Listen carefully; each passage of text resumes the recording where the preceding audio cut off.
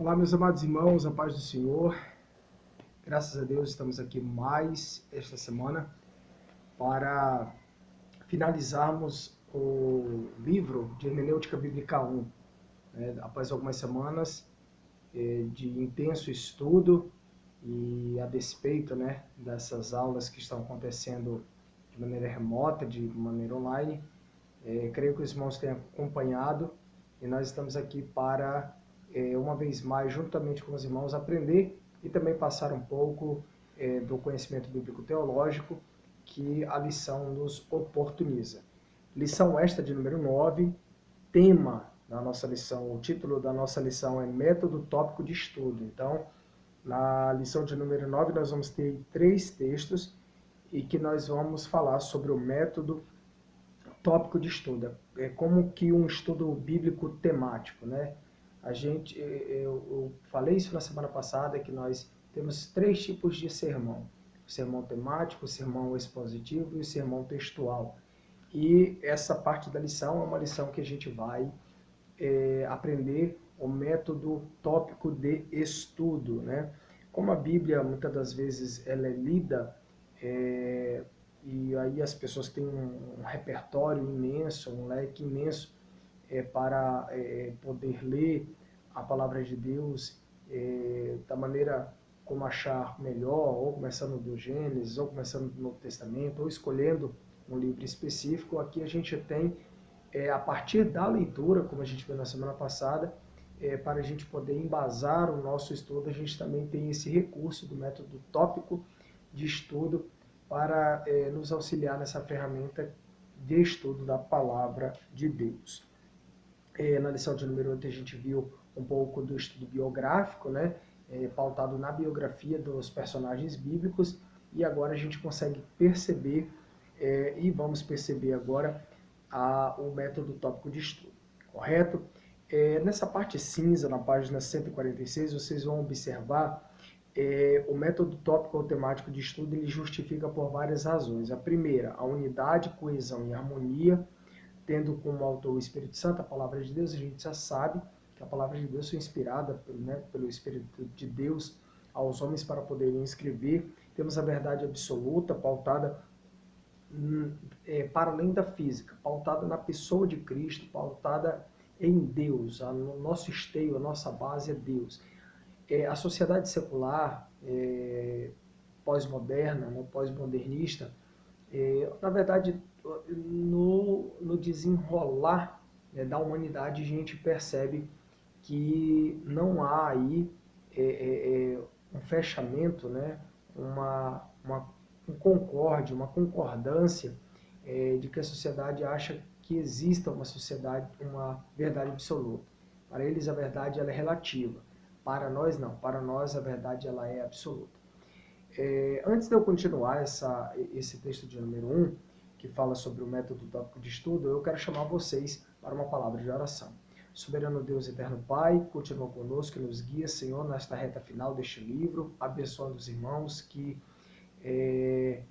todas essas semanas, com muita coragem, com muito vigor, estão rompendo, meu Deus, esse estudo via gravações.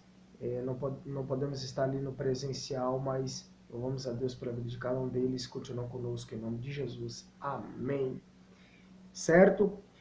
Terceiro aí, profecia e cumprimento. A gente sabe que a palavra de Deus tem a profecia, teve cumprimento, né, já no Antigo Testamento, em muitas partes, teve cumprimento no Novo Testamento, principalmente com a pessoa de Jesus, né, e a gente tem aí tanto profetas maiores, menores, tanto aqueles que ansiavam, né, ver o dia do Senhor, como Jesus dá esse depoimento da pessoa de Abraão, claro que por revelação, e aí fariseus, saduceus, escribas, eles não vão entender absolutamente nada. 4, a simbologia, né, algumas relações de semelhança facilmente que vêm incorporadas pela Bíblia para fins didáticos, e a tipologia, né? O Novo Testamento respalda relações tipológicas com o Antigo Testamento. Eu acho muito legal aquela parte do antítipo, né, do tipo e do antítipo, é muito bacana a gente ver, né, as situações que acontecem no Antigo Testamento, todas assim encaixadas no Novo Testamento. A Bíblia ela é perfeita, a Bíblia ela é inerrante. E o nosso método tópico de estudo? A gente pode pegar qualquer referência da Bíblia Sagrada. Aqui o autor traz Romanos 1 e versículo de número 20, né, que traz o versículo que diz: porque as suas coisas invisíveis desde a criação do mundo, tanto o seu eterno poder como a sua divindade, se estende claramente e se veem pelas coisas que estão criadas para que eles fiquem inexcusáveis. Essa passagem aí explica que Deus criou a própria natureza que nos cerca com a intenção de que, observando-a, aprendêssemos sobre ele, né? Não só nesta revelação, né, da parte de Deus para Paulo, nesta escrita para os irmãos lá em Roma, como no primeiro capítulo de Gênesis a gente vê a beleza da criação, a gente vê a beleza, né, da própria natureza, da forma como Deus ele vai formando a natureza, e esse é o habitat que nós vivemos hoje, não é verdade? Claro, muito degradado, né? Não como no começo, a gente já vê uma degradação da natureza em todas as partes do mundo, não obstante isso, furacões, terremotos, maremotos, ciclones. A gente louva a Deus que aqui no Brasil não tem nada disso, né? Às vezes tem um tremor ali e acolá, às vezes acontece uma situação muito esporádica, mas assim como nos Estados Unidos, né, na Europa, na Ásia, a gente está num país realmente muito privilegiado.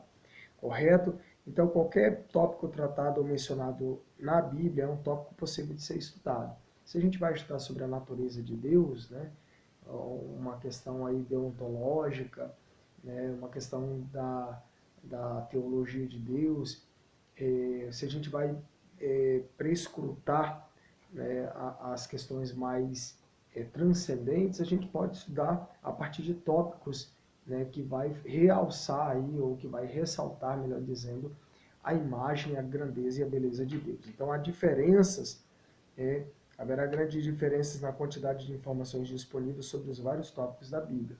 Com certeza, né, se você pega um texto da Bíblia que tem menos recursos de informação, os tópicos com certeza eles serão um pouco mais limitados, né? Não que a Bíblia seja limitada, mas os recursos de informações elas são bem menores.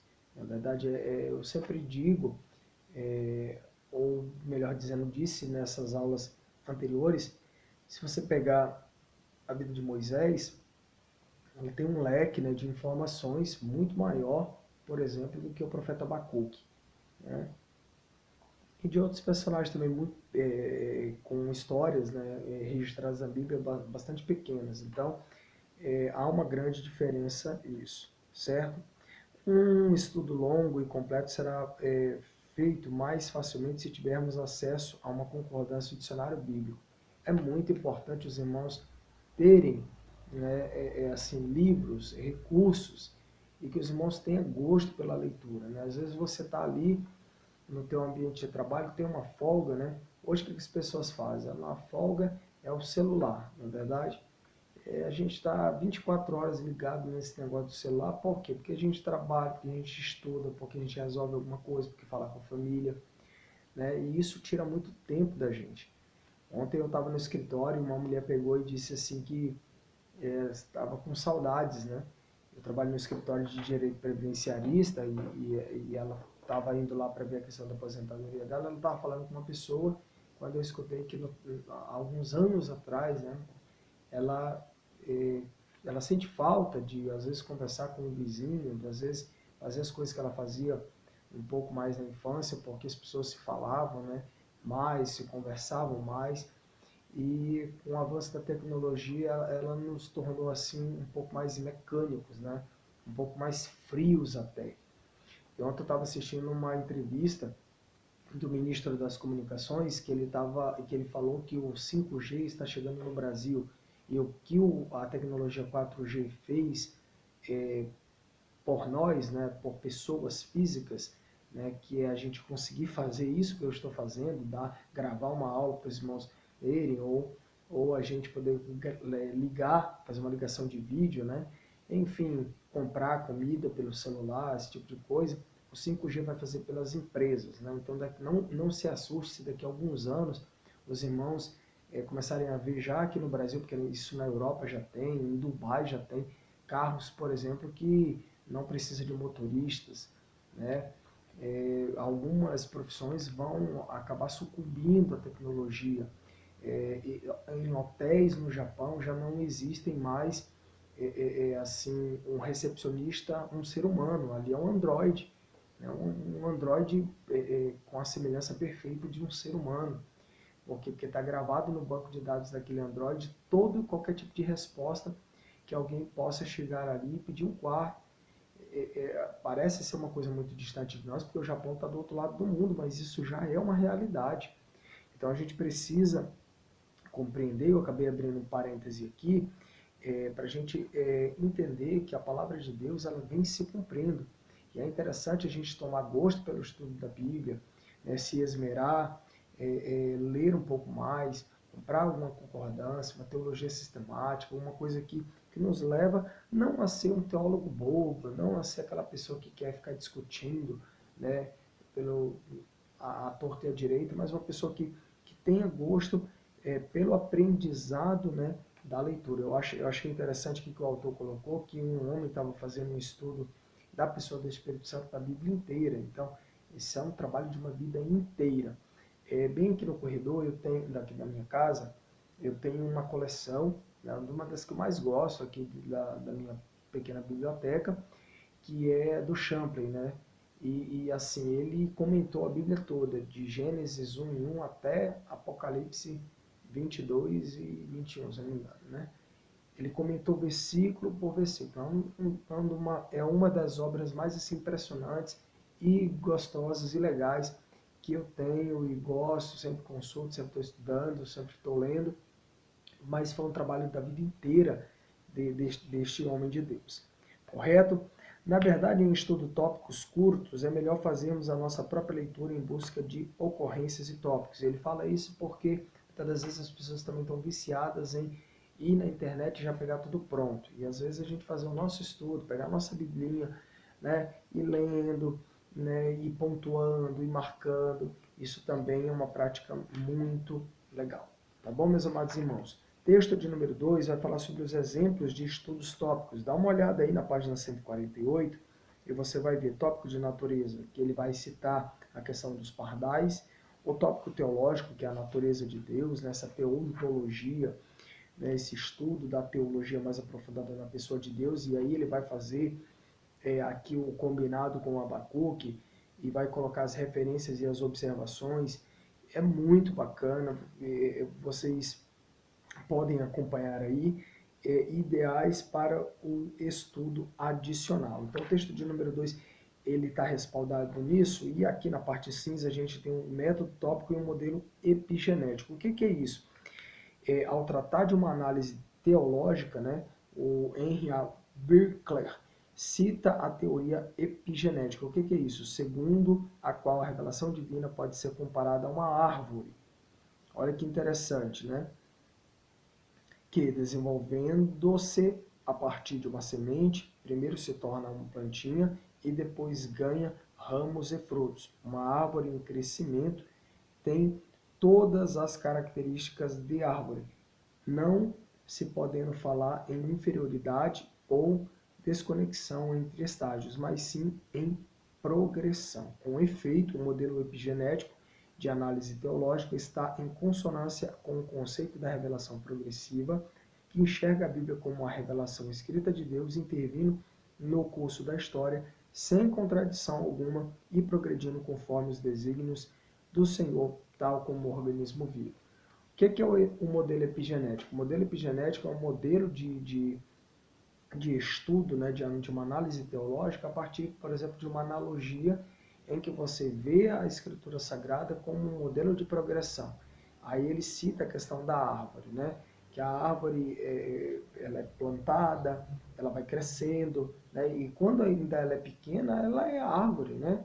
Ele coloca aqui, eu acho muito legal, uma árvore em crescimento tem todas as características de árvore.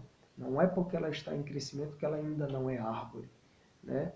Eu acho mais maravilhoso ainda é João capítulo 15, quando ele fala da videira verdadeira, né? O meu pai é o agricultor, eu sou a videira verdadeira e vós sois o ramos. Ou seja, nós somos ligados na videira verdadeira. E esse modelo epigenético ele é bem legal e, inclusive, essa palavra é uma palavra que eu não via há muito tempo, né? Eu acho que desde os tempos da faculdade. E essa análise teológica aqui, ela faz uma relação, como eu bem disse, né? Ela faz essa analogia com a árvore, mas a gente poderia, por exemplo, citar outros exemplos, outras ilustrações para fomentar o conceito desse modelo aqui. É muito diferente do totem. O que é isso? O totem é uma ramificação, é uma doutrina de religiões que acreditam que o Deus é a própria natureza, né? Muito misturado aí com o sincretismo do panteão, do panteísmo. Então a gente precisa só ter cuidado. Aqui ele só cita um exemplo, né? Quando você estuda sobre o totem, né, em ciência da religião, você vai ver que existem religiões que acreditam que Deus é uma árvore, né? Só para você ter ideia. Então, por que eu estou falando isso para vocês? Porque de repente vocês se depararem com algum outro tipo de leitura, ouvir alguma coisa, ou ver alguma coisa na TV, no YouTube, em revistas, em panfletos, aí os irmãos já vão, poxa, o professor já falou lá, então a gente já está aqui mais esclarecido, certo? Então, o tópico da natureza, que ele fala dos pardais, e aí cita que até Mateus capítulo 10, versículo 29 a 31, é um modelo, é apenas um modelo, um exemplo para o estudo daquilo que ele colocou aqui. Eu não vou me deter a isso, os irmãos já devem ter lido, correto? O tópico teológico, a natureza de Deus. Olha que interessante, ó. O esboço de um estudo tópico aí, ó. Por enquanto, apenas leia o esboço e procure os versículos mencionados enquanto você lê. Quando você vai fazer um estudo, pega ali, né, os versículos, enumere eles, A, B, C, faça de uma maneira cartesiana e depois procure versículos, né, em concordância com o estudo que você está fazendo. Eu tenho uma Bíblia aqui, eu não sei nem porque que essa editora Central Gospel, sei lá, não sei se ela acabou, se faliu, o que aconteceu. Isso aqui era na época que o pastor Silas Malafaia, ele sempre falava, né, dos produtos que tinha na Central Gospel.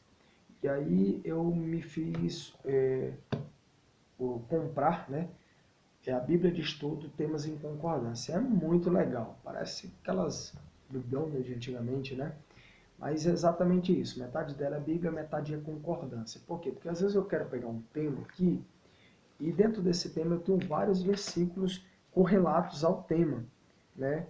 Por exemplo, vamos pegar aqui um tema qualquer, arcos e flechas. Então ele me dá, né, nessa parte aqui, todos os versículos na Bíblia Sagrada que tem referência de arcos e flechas. E muitos outros temas aqui, sabedoria, né, campanhas militares, vitória. Então, assim, é muito legal. Por quê? Porque isso te ajuda bastante. Nós não somos uma máquina que a gente consegue gravar, por exemplo, todos os versículos da Bíblia, né?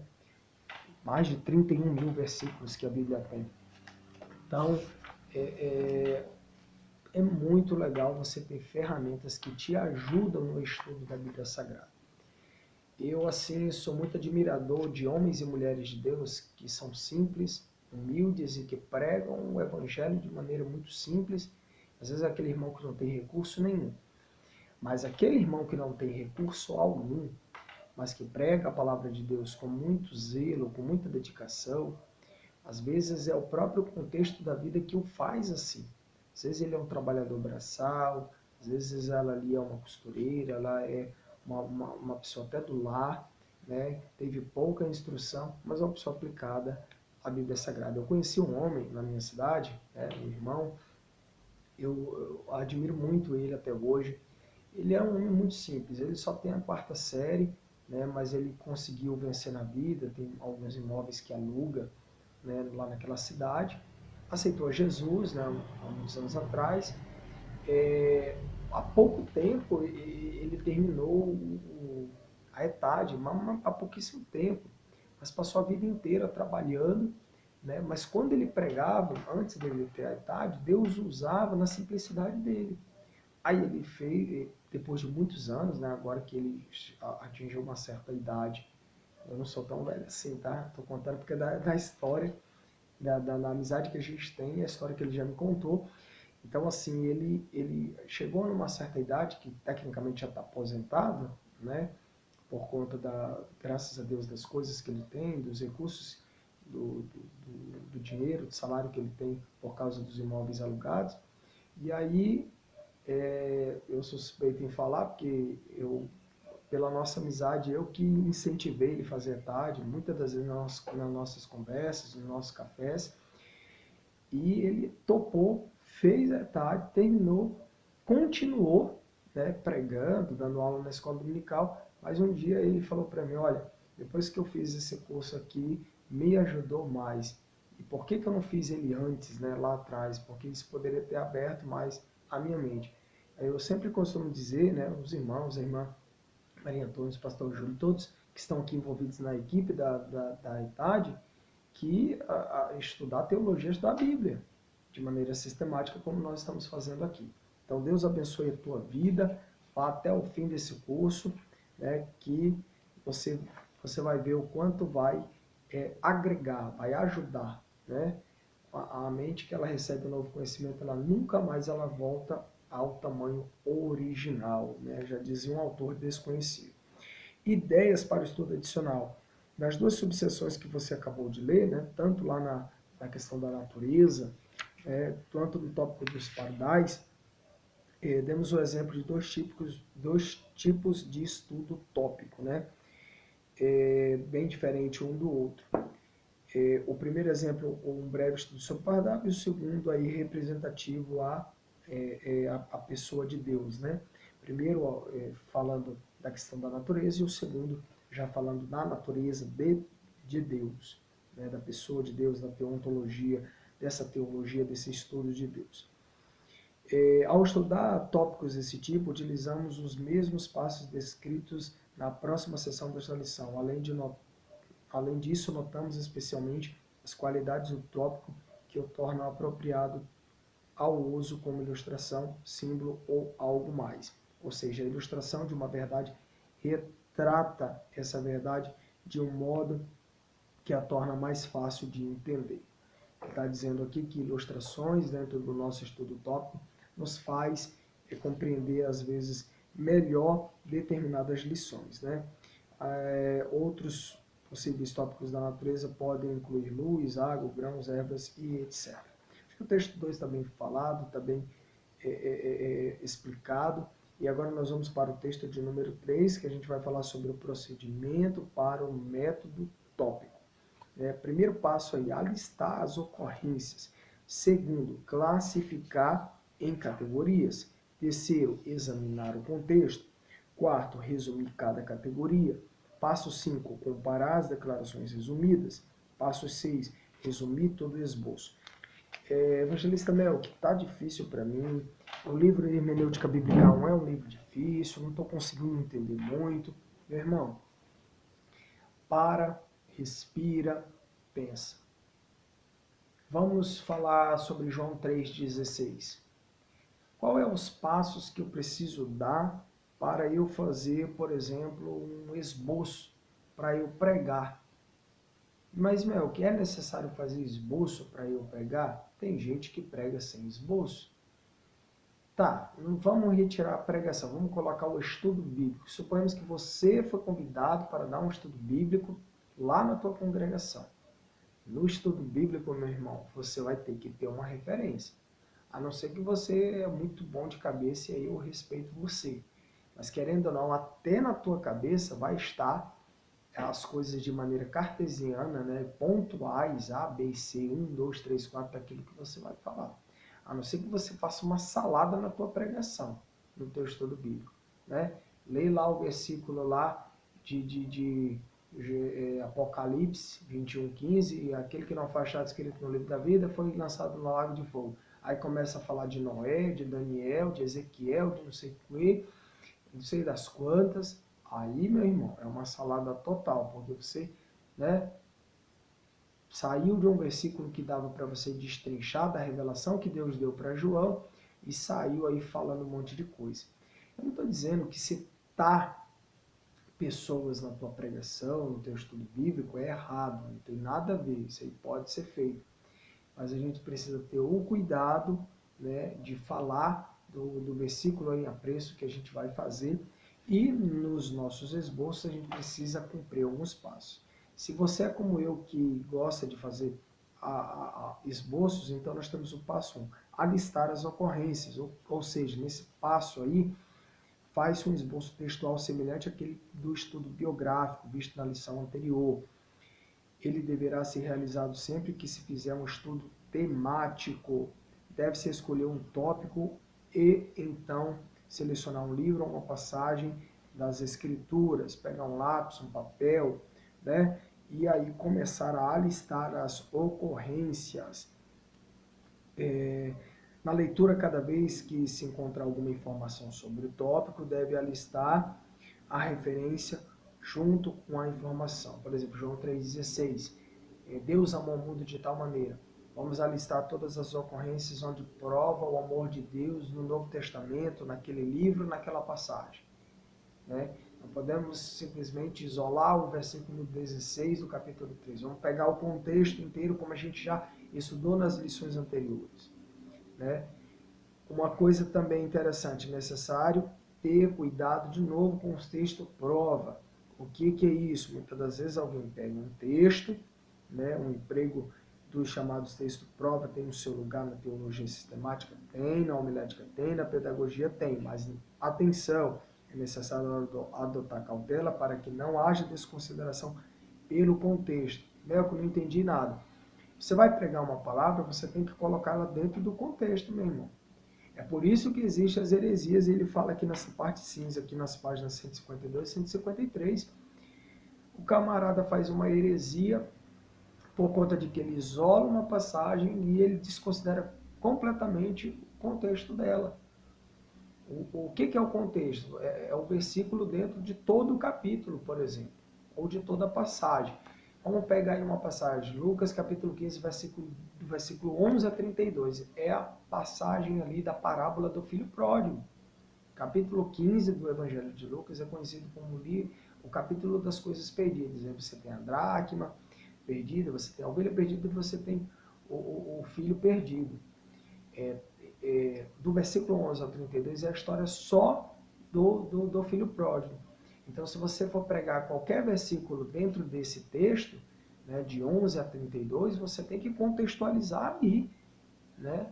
Você não pode simplesmente pegar um versículo lá e isolar e montar uma doutrina, algo, né, desse tipo, e assim sucessivamente. Então, temos que colocar dentro do contexto, né, porque às vezes alguém pode se valer desse texto prova para poder, então, montar aí as suas confusões, né, as suas vãs filosofias. Temos que ter muito cuidado aí para não fazer da Bíblia uma concha de retalhos. Né? A Bíblia, meu amado irmão, como livro comum ou de alta ajuda, esse leitor, se a gente entender a Bíblia como uma mera palavra de alta ajuda, a gente faz da Bíblia aí realmente uma concha de retalho. Temos que ter bastante cuidado. Classificar em categorias, olha que legal. Passo 1, manda listar todas as aparições do tópico na ordem de suas ocorrências. Né? Agora a tarefa é examinar as informações descobertas sobre o tópico escolhido, observando como as informações podem se encaixar de um modo lógico e ou razoável. Léo, que todo mundo faz isso? Não. Todo mundo tem paciência para fazer isso? Absolutamente não. Assim, você consegue perceber numa mensagem, numa pregação, quem se prepara e quem não se prepara. Não estou falando de ser usado por Deus. Estou falando de preparação da mensagem. Você consegue observar.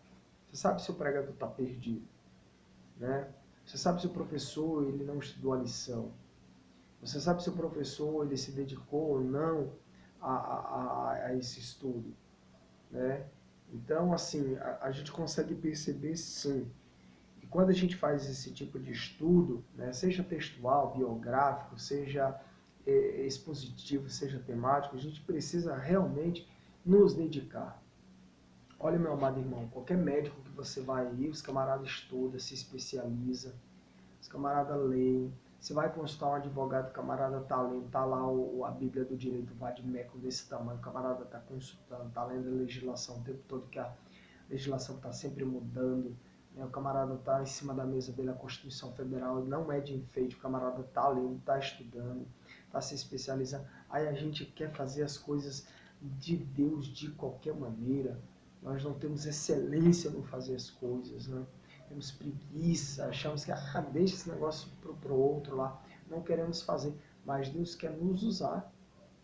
Você precisa acreditar naquilo que Deus deu a você, o talento que Deus deu a você. Não sou... Aí entra aquele espírito de autocomiseração em muita gente. Eu sou pior do que aquele lixo lá da esquina. Meu irmão, que é isso? Você é filho de Deus. Eu te dou um talento. Né? Tem muita gente que é dessa maneira. Então, classificar em categorias aí. O que você vai estudar? Quais são as informações que você vai colocar e categorizar no teu estudo? Não é verdade? Depois você vai examinar o contexto, né? Você vai ver... o contexto significa todas as palavras que cercam uma palavra específica que estamos considerando. Né? Isso a gente viu lá na lição de número 1. Que mais? O passo 3 é pôr à prova o poder de observação do leitor. Você vai examinar cada frase. Então, você vai, depois de categorizar o teu estudo, depois de você pontuar, depois de você alistar ocorrências, você vai então examinar o contexto dele. 4. Resumir cada categoria. É bom sumariar, resumir, para você entender.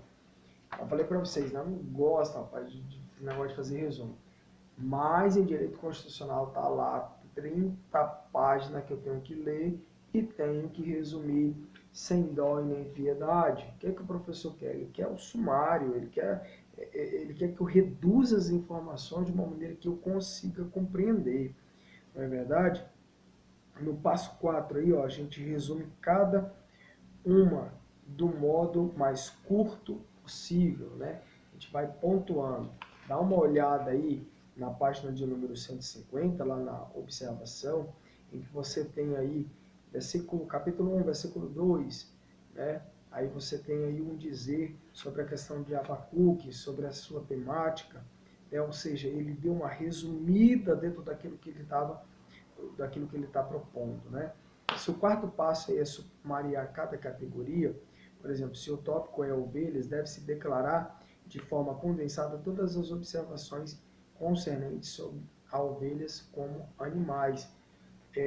Já falei, né, você tem essa Bíblia aqui, né, a Bíblia com concordância, né, ela te ajuda bastante a, de uma certa maneira, você categorizar, né, a você ir lá e examinar o contexto, a você resumir, né, cada categoria. Isso te ajuda, são ferramentas. Passo 5, comparar as declarações resumidas. Né?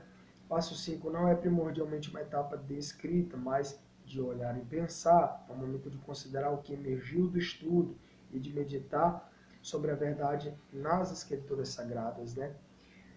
Meu filho, antes medite na minha lei de dia e de noite, né?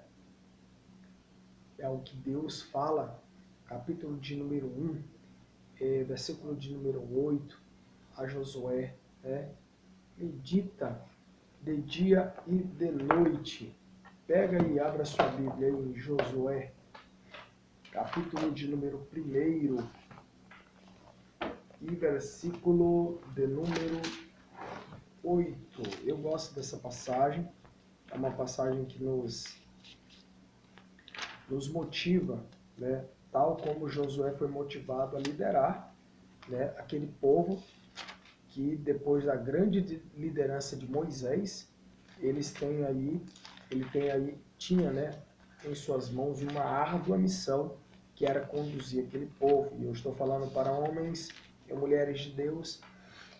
Não sei se você já dirigiu igreja, não sei qual é o departamento que você está dirigindo nesse momento, mas olha a palavra de Deus aí a Josué: não deixe de falar palavras deste livro da lei e de meditar nelas de dia e de noite, para que você cumpra fielmente tudo o que nele está escrito. Só então os teus caminhos prosperarão e você será bem-sucedido, né? Essa Bíblia aqui, ela tem uma outra tradução, por isso que está diferente aí da Almeida e Corrigida, que a gente já está acostumada a ler. Mas na Almeida Corrigida está lá, né?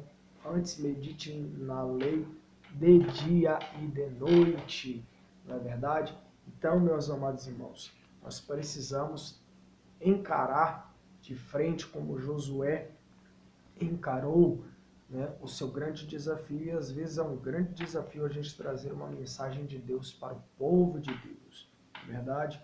Resumir todo o esboço no passo 6, todos os achados são amarrados juntos, né? Tira-se conclusão de uma declaração principal, ou seja, fundamental, inclui sumários de cada categoria, um resumo mestre, que são as consequências do pensar e meditar. Do passo 5, este último passo sintetiza-se ou agrupa-se uma declaração mestra no resumo das definições. Enfim, meu amado irmão, a palavra de Deus também limita as nossas conclusões por seus ensinamentos implícitos, ideias subentendidas, mas não diretamente declaradas. Quando algo está implícito na Bíblia, podemos dizer que está implícito, mas devemos limitar-nos a isto, a menos que outras referências ensinem diretamente sobre o assunto e a menos que a gente também mergulhe, né, de fato, para aprender o que está nas entrelinhas. Respondam os exercícios, tá bom? Já já a gente vai aqui para a lição de número 10 e que Deus em Cristo abençoe o nosso coração, tá bom?